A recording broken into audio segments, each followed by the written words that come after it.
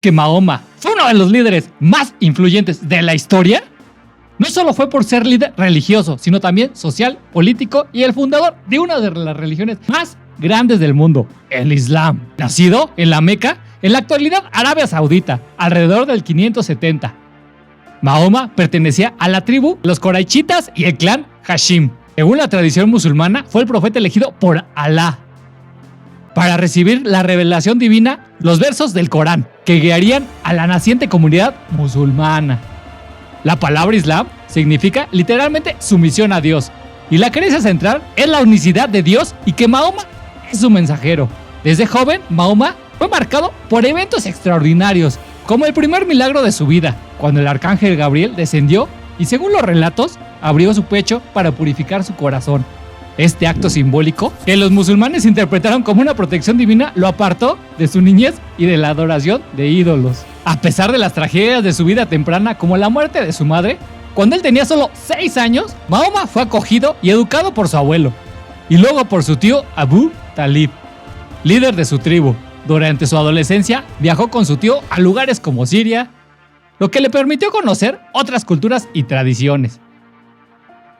En uno de esos viajes, Mahoma tuvo un encuentro con un monje llamado Bahira, quien, según algunos relatos, reconoció signos de la futura misión profética de Mahoma, advirtiendo a su tío sobre los peligros que podrían acecharlo. Las primeras revelaciones fueron un momento de gran incertidumbre para Mahoma.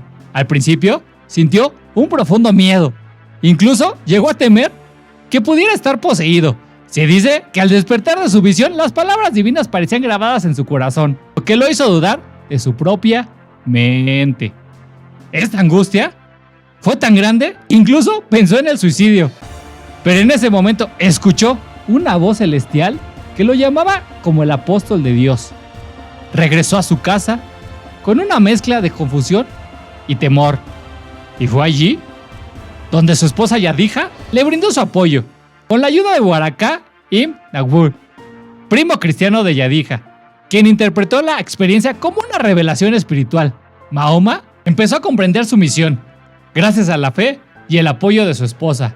Mahoma aceptó que había sido elegido para memorizar y recitar los versos que Dios le enviaría. Al principio, Mahoma compartió su mensaje con un círculo más cercano, su esposa Yadija, su primo ibn Abi Talib y su hijo adoptivo y su amigo Abu Bakr Abi Quafa. Con el tiempo, llevó su mensaje a más personas en la Meca. Fue en esta etapa que algunos de los primeros conversos importantes fueron Umar ibn Khattab y Uthman Affan, aunque la mayoría de los primeros seguidores eran jóvenes y personas de clase menos favorecidas, quienes encontraron esperanza en la enseñanza de Mahoma. Mahoma también se encargó de que la palabra de Dios fuera preservada sin alteración. Los versos del Corán eran memorizados por sus seguidores y algunos los escribían en materiales como en escápulas de camello. Después de su muerte, estos versículos se recopilaron por un escrito para formar el Corán, tal como lo conocemos hoy.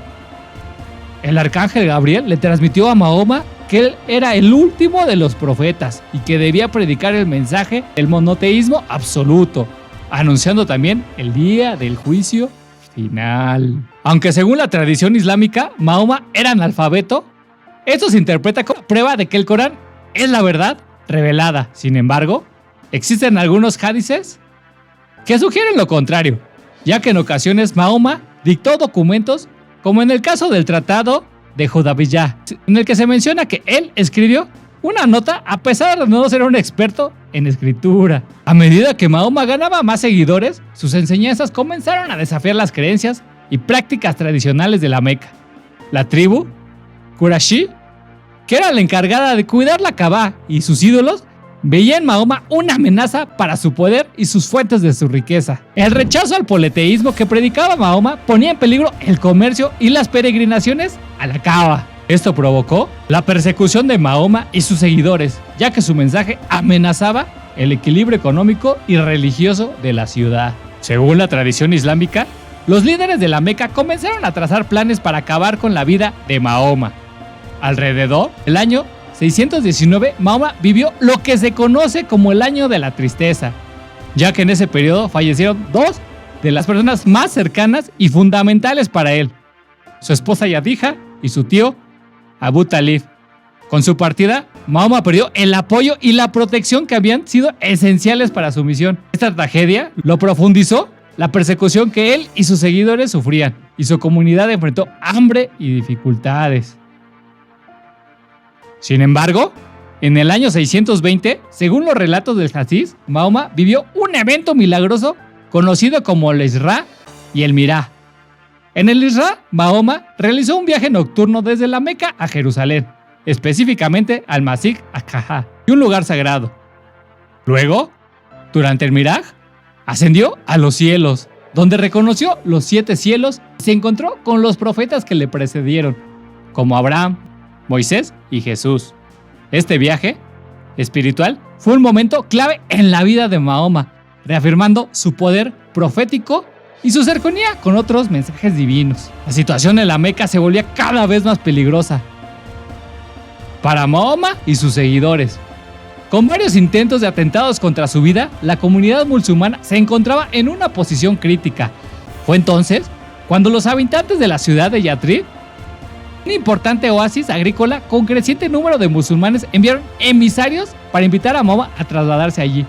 Reconociendo la oportunidad, Mahoma decidió partir, enviando primero a sus seguidores y más tarde siguiéndolos en secreto con su fiel amigo Abu Bakr. Al llegar a Medina en el año 622, Mahoma fue recibido no solo como líder religioso, sino también como un mediador capaz de resolver los conflictos entre las tribus árabes Aus y Khazaj. Con su sabiduría y liderazgo logró unificar a ambas facciones, prohibiendo el derramamiento de sangre entre los musulmanes. Así, Medina se transformó en la primera ciudad islámica conocida como Medina al-Nabi o simplemente Medina. A los musulmanes que emigraron con Mahoma desde la Meca se les conoció como los al-Mujiru, mientras que los que lo recogieron en Medina fueron llamados los Ansar, los auxiliadores. Sin embargo, Medina también era hogar de tribus judías. Mahoma esperaba que como monoteístas, estas tribus lo reconocieran como profeta, ya que se consideraba a sí mismo un seguidor del mismo Dios de Moisés y de Jesús. Incluso, antes de llegar a Medina, Mahoma solía orar en dirección a Jerusalén, en recuerdo de su viaje espiritual nocturno. Sin embargo, los judíos de Medina no aceptaron sus enseñanzas, lo que llevó a tensiones crecientes entre ellos y la comunidad musulmana. Para organizar la nueva sociedad islámica, Mahoma redactó la Constitución de Medina, alrededor de 622 y 623, un acuerdo que definía las relaciones entre las diversas facciones de la ciudad, incluidos los judíos y los musulmanes. Esta constitución permitía a los judíos y cristianos practicar sus religiones a cambio de pago de un tributo, conocido como jizya. Sin embargo, las tribus judías de Medina, como los Banu Qasad y los Banu Nadir, finalmente traicionaron al pacto y fueron excluidas de la constitución, lo que derivó en su posterior derrota y desintegración. Con el tiempo, Mahoma tuvo que librar varias batallas contra los mecanos y contra algunas tribus judías de Medina. Estas confrontaciones culminaron en una victoria decisiva para los musulmanes, y el Islam se consolidó firmemente en la ciudad. Mahoma estableció su hogar en Medina, donde su comunidad comenzó a prosperar y expandirse. Las relaciones entre la Meca y Medina continuaron deteriorándose rápidamente, mientras las propiedades de los musulmanes en la Meca eran confiscadas. Mahoma lograba forjar alianzas con las tribus vecinas de Medina. A medida que su influencia crecía, sus seguidores comenzaron a llevar a cabo asaltos a las caravanas comerciales que se dirigían a la Meca, buscando debilitar económicamente a sus enemigos. En marzo del 624, Mahoma lideró un grupo de 300 guerreros en un asalto a una caravana de mercaderes de Meca. Aunque la caravana logró escapar gracias a un cambio de ruta avisado por Abu Sufyan, el líder de la caravana, los jefes de la Meca decidieron vengarse enviando un ejército para atacar a Medina. El 15 de marzo del 624, ambos bandos se enfrentaron en la famosa batalla de Bart, en la que A pesar de estar en la clara desventaja numérica, los musulmanes lograron una victoria decisiva. Este triunfo fue considerado por los musulmanes como una confirmación divina de que Mahoma era un verdadero profeta. Y eso que era 3 veces menor que su ejército rival.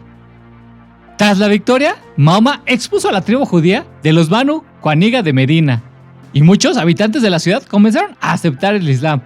Mahoma consolidó más su poder como líder de la ciudad y como líder espiritual de la comunidad musulmana. Tras la muerte de su primera esposa, Yadilla, Mahoma contrajo matrimonio con Aisha, hija de su amigo Abu Bakr, y con Safja, hija de su otro aliado, Umar. Estos matrimonios fortalecieron aún más con los líderes de su comunidad. La hija de Mahoma, Fátima, se casó con Ali, primo de Mahoma, y su otra hija, Ruqayyah, se casó con Uthman, quien más tarde sería uno de los califas.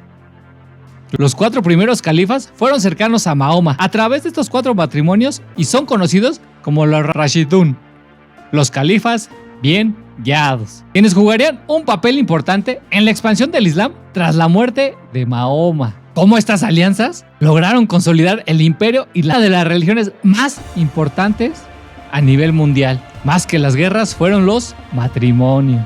En el 628, Mahoma, con una posición más fuerte, decidió regresar a la Meca como peregrino. Con 1600 seguidores, Mahoma se dirigió hacia la ciudad. Y tras largas negociaciones, se firmó el Tratado al-Dubiyah. Aunque ese año no se le permitió ingresar a la Meca, se acordó que los musulmanes pudieran visitarla al año siguiente, y las hostilidades cesaron temporalmente. Prohibió que los no musulmanes pudieran peregrinar a la Meca, convirtiéndola en un lugar exclusivamente sagrado para el Islam. Aunque Mahoma no se enriqueció con las riquezas obtenidas, destinó parte del botín para ayudar a los más necesitados, y nunca dejó que su casa se llenara de lujos, manteniéndose siempre humilde. La conquista de la Meca y la posterior victoria en la batalla de Yunnan consolidaron el poder de Mahoma sobre todo Arabia. Sin embargo, a pesar de su creciente influencia, Mahoma no estableció un gobierno centralizado. En lugar de eso, prefirió gobernar a través de alianzas y relaciones personales, firmando tratados con las tribus que lo rodeaban. Este último tramo de la vida de Mahoma, quien logró unificar toda la península arábica bajo la bandera del Islam, dejando un legado que perduraría a lo largo de los siglos y siglos.